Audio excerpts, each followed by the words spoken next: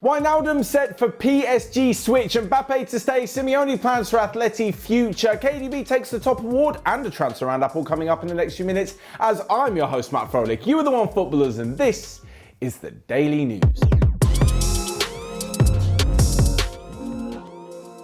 So first up, Gini Wijnaldum is set to reject Barcelona and move to PSG.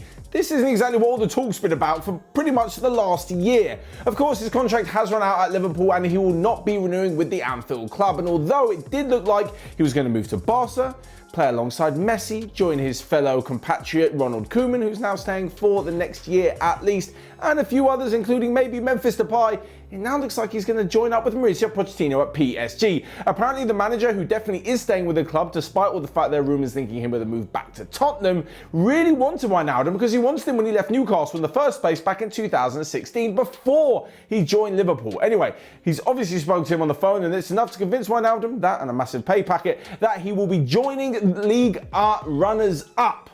This does pose a rather interesting question though, because on one side, you've got the opportunity of playing with Lionel Messi, like I mentioned. On the other side, you've got the opportunity of winning a lot of things with PSG and obviously getting a lot more money than you would at Barcelona. Which one would you guys choose? But the news surrounding Barcelona does not stop there. And actually speaking one Dutchman to another, and apparently Memphis Depay could go along the same route of rejecting Barcelona and moving elsewhere, with Juventus potentially interested. And lastly but not least, some good news for Barcelona is that they're interested in bringing a rather good defender in the form of Manchester City's Aymeric Laporte.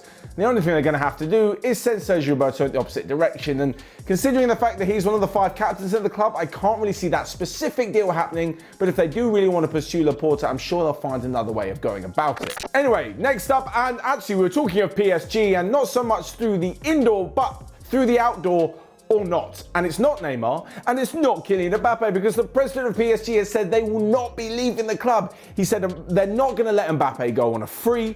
He's definitely going to stay at the club, and that is a very, very good sign for PSG. Not a great sign if you're a Real Madrid fan. Of course, there was so much talk about Mbappe leaving this summer because he's only got 1 year left on his current deal. But having seen Neymar sign the contract extension all the way until 2026 potentially, it looks as though his fellow forward will also sign on the dotted line. I mean, that PSG can go about creating an absolute dynasty at their club.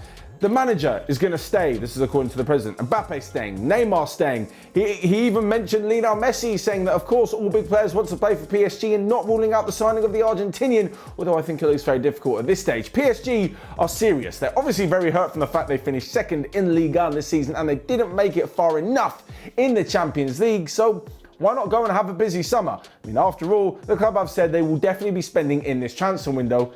They say spending, but their first transfer in Gini Wijnaldum has been a free. But apart from that, there could be more to come, especially with the likes of Achraf Hakimi potentially coming in for 60 million euros from Inter Milan. And actually, Inter Milan is where we sort of come to next, as we've heard about them potentially needing to selling to finance their future. It was that kind of disagreement which led to Antonio Conte leaving the club. But along with Achraf Hakimi, they could be listening to offers for Lautaro Martinez. And one particularly interested suitor is Atletico Madrid and Diego Simeone. After a stunning league victory this season in which Diego Simeone picked up his second La Liga title as a manager, he is not only willing to commit his future to the club, but upon signing the contract, one of his main wishes is to bring in Lautaro Martinez. Now, of course, in the last summer or two, he's been linked with a big move to Barcelona, and they have held out, Inter Milan that is, for the 111 million euro release clause. But now with a bit more financial trouble, they may accept just a little bit less. I say a little bit less like it's still not a ridiculous amount of money because it could be around 80 million, but still, that is quite a large chunk of money for Atletico Madrid, especially as they've paid quite big money for attackers recently. I mean, if you look at Diego Costa, cost quite a lot of money, so did Alvaro Morata, and then so did João Felix, of course. Luis Suarez came in on a free, and you've got João Felix there, so actually, where would Lautaro Martinez fit in? The only way I can assume this would be happening is if he came in to be Luis Suarez's replacement, although having looked at last season, Luis Suarez is definitely still on top of his game. If they switch to a two-man attack, they could be missing out on João Felix's abilities as well. Whether it's Barcelona last year, Atletico Madrid this summer, basically Lautaro Martinez is going to follow Luis Suarez around and be his replacement wherever Suarez is. Moving on to some Premier League news then, and Kevin De Bruyne has picked up the PFA Player of the Year award. And I can't say he 100% deserves it. Of course, let's rewind a second. Kevin De Bruyne is brilliant. He's a fantastic footballer. He's had a great season and Manchester City have won the title, but on a personal level, and this is an individual reward, remember, individual, not team-based. 6 goals and 12 assists isn't his most fantastic season. He's had injuries, he's only made 25 appearances out of 38 in the Premier League, and there have been other players, I think, who have deserved it a little bit more. Just off the top of my head, someone who's played in the majority of the games, finished top goal scorer, finished top assister, from centre forward, in a team that's finished 7th, I don't know. You guys do the math as to who you think I think should have won the award, because taking bias aside, someone who's finished top in all attacking categories like that, surely in such a defensive, poor team, should be in with a shout at least for the award. In terms of impact on the overall club, yes, Ruben Dias and Kevin De Bruyne have been brilliant, and Manchester City have won the title. It's not about that though, it's an individual award, and I'm quite shocked that Harry Kane has actually missed out on this.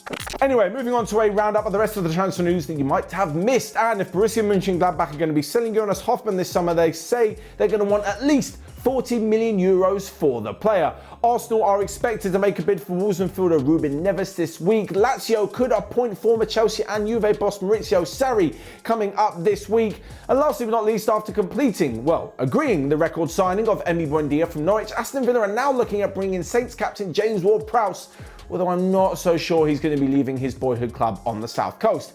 Actually, talking of James Ward-Prowse, he was pretty much the favourite to take Trent Alexander-Arnold's spot in the England squad for the Euros, but reports this morning are stating that it's actually going to be Brighton defender / deep midfielder Ben White. So there you have it. That is all from me for today's daily news, but you guys let me know your thoughts down below. Check out everything else we've got going on, and until next time, I will see you guys later.